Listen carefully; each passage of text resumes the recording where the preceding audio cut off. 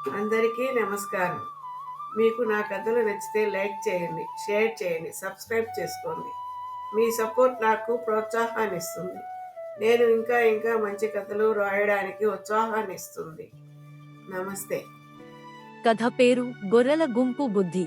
చాలా ఏళ్ల క్రితం పచ్చిని గుట్టల మధ్య ఓ చిన్న గ్రామం ఉండేది. ఆ గ్రామం పక్కన పెద్ద అడవి ఉండేది. ఆ అడవిలో ఎన్నో జంతువులు ఆనందంగా నివసించేవి. వాటిలో గొర్రెల గుంపు కూడా ఉండేది. ఈ గొర్రెలు ఎప్పుడూ కలిసి తిరుగుతాయి, పచ్చికను మేస్తాయి, సరస్సు వద్దకు వెళ్తాయి.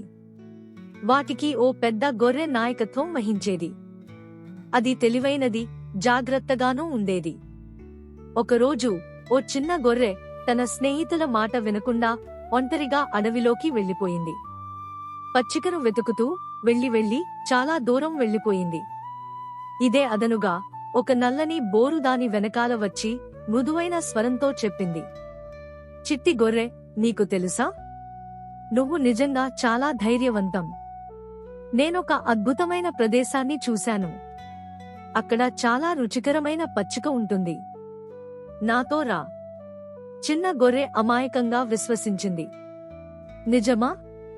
మరి నా మిత్రులు? అని అడిగింది. అలాంటివి పట్టించుకోవద్దు. కొత్త ప్రదేశాలు చూడటం ఆనందంగా ఉంటుంది అన్నది బోరు. అయితే కొద్దిసేపటికే చిన్న గొర్రెకు భయం వేసింది. ఇది సరికాదేమో అని అనిపించింది. ఓ! అప్పటికే బోరు తన ముందే నిలబడి దాని నీరసమైన గాత్రంలో గర్జించింది. ఇప్పుడు నువ్వు ఎక్కడికీ పోవు. నువ్వే నా రాత్రి భోజనం. చిన్న గొర్రె గుండె భయంతో దడదడలాడింది. కాని అదే సమయంలో దూరంలో గొర్రెల గుంపు గట్టిగా మురుగుతున్న శబ్దం వినిపించింది. వాటి నాయకుడు పెద్ద గొర్రె అన్నది, మన మిత్రుడు కష్టంలో ఉన్నాడు. అందరం కలిసి అతన్ని కాపాడాలి. గొర్రెలన్నీ కలిసి బలమైన గుంపుగా తయారయ్యాయి. అవి పరుగెత్తుకుంటూ వచ్చి బోరును చుట్టుముట్టాయి. బోరు మెల్లిగా వెనక్కి తగ్గింది. ఒక్క గొర్రెను మోసం చేయడం సులభం. కాని మొత్తం గొర్రెల గుంపును ఎదుర్కోవడం నా వల్ల కాదు అని అనుకుంది. భయంతో బోరు పారిపోయింది.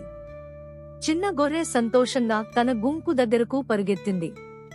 ఇకపై మనం ఎప్పుడూ కలిసే ఉండాలి అని పెద్ద గొర్రె చెప్పింది. అందరూ ఆనందంగా తమ మిత్రుని కౌగిలించుకున్నారు. ఆ రోజు నుంచి ఆ గొర్రెలు ఎప్పుడూ కలిసి తిరగడం ప్రారంభించాయి.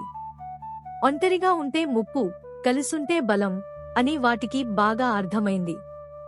కథలోని నీతి: ఒంటరిగా ఉంటే ముప్పు, కలిసుంటే బలం.